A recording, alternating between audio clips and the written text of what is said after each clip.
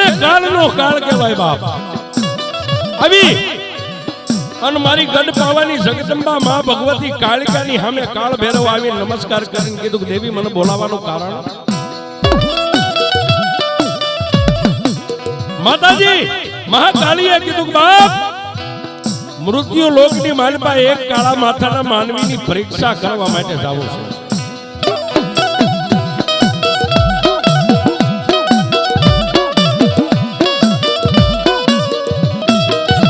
માતાજી કાળ ભૈરવને નાનું એવું બાળક બનાવી અને માતાજી કાળિકા 80 વર્ષના ડોશી બન્યા અને કાળ ભૈરવને પોતાની કાંખમાં બેહારી અને ખર કરતા મૃત્યુ લોકમાં આવ્યા